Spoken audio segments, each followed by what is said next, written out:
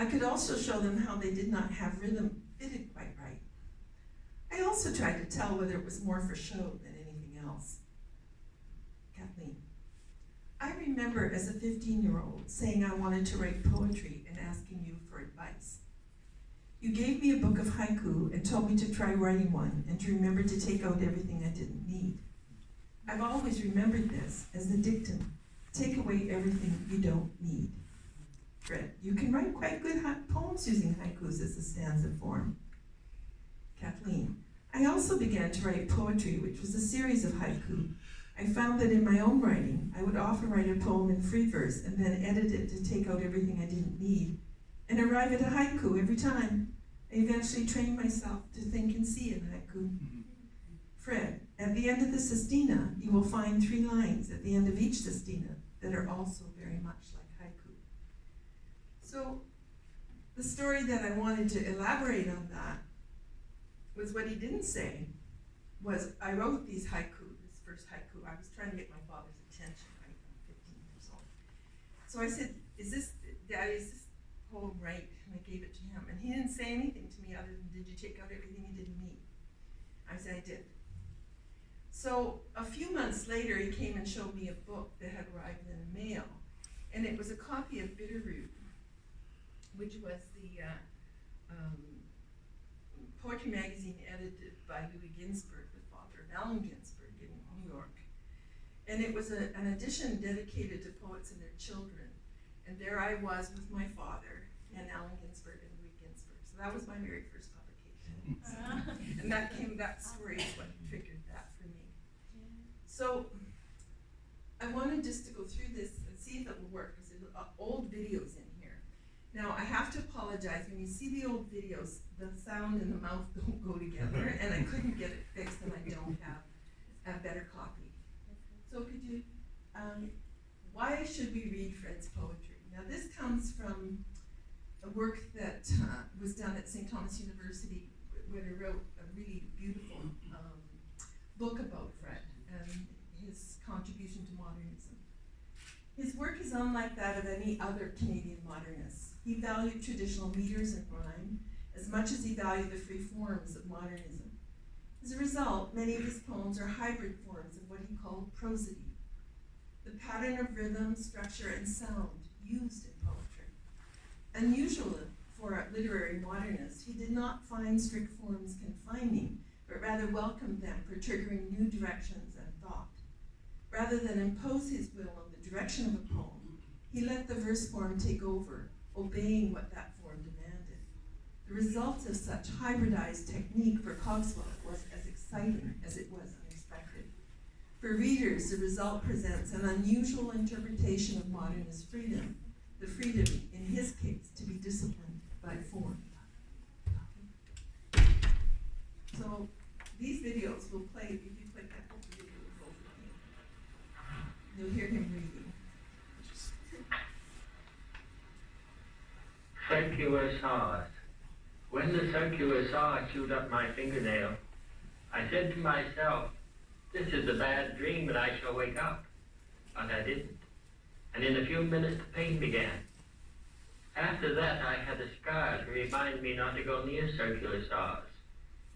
But I soon found they had ways of disguising themselves so that watch as I might, they were always hurting me. Now, inside and out, I am covered with scars. But that is not the worst I've learned. The worst thing is that under the masks I wear, and proud and ending to be, I am a circular saw. I wrote Circular Saw from a memory of an incident that happened to me in December 1939. I was taking away wood from a circular saw and my hand got caught and pulled onto the saw, and it sliced very neatly one fingernail off, and I thought that this would make quite a good extended metaphor for the kind of things which happen in life and the kind of things which we inflict on other people as well. Form, to me, is always subordinate to the subject matter or the content. If the content is narrative and relatively flat, I will use a relatively flat and simple form.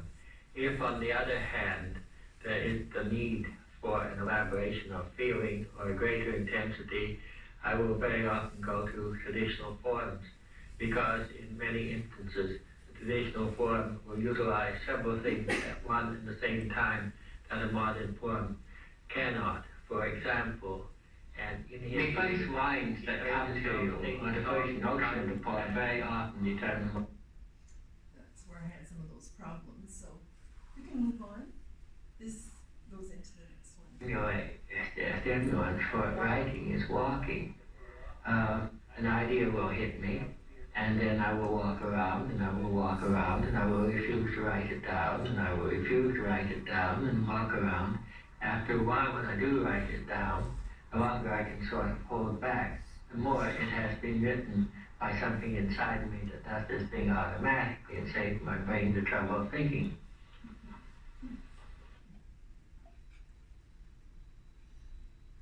The rock pile.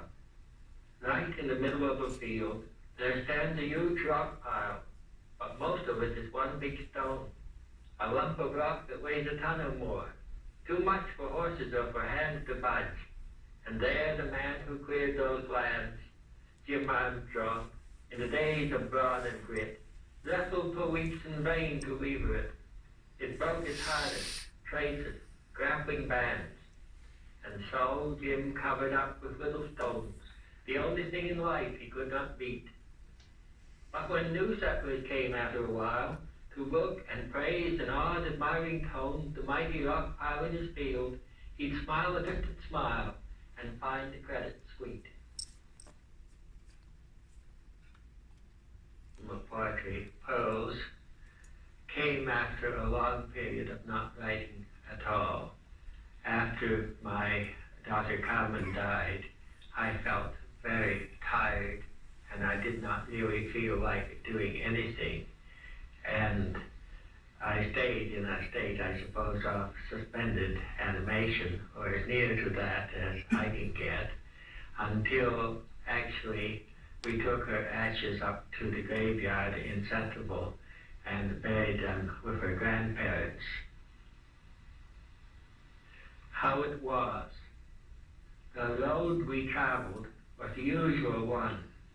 Uphill and down it wound its way between pale fields of grain and woods of darker green, skirting the river where cool waters run glassy and blue beneath a summer sun. Along the way, scarce noticing, we passed houses, barns, pastures thick with cows. At last we stopped before a graveyard, journey done. At her grandparents' tomb, I took a spade, turned up the sod, and put her urn beneath to be with them in place and time and death.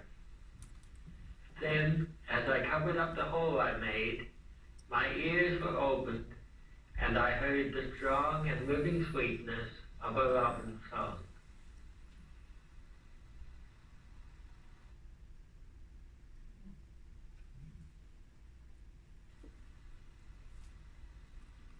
The butterfly. Young Ben, with net and jar, would run a mile to catch a brand new butterfly to add to his collection. Neighbors thought him mad. Hobbies like his are not New Brunswick style. One day, when Ben came back from useless chase, his feeble-minded aunt who'd watched him run gave him, bursting with pride for what she'd done, a bag of crumpled paper tied with lace. Impatiently he tore away the string and found a common cabbage butterfly too spent to move a rough and tattered wing. He crushed it in his hand. In quick disdain, too late, he saw a winged thing in pain die in the round jar of her clouded eye.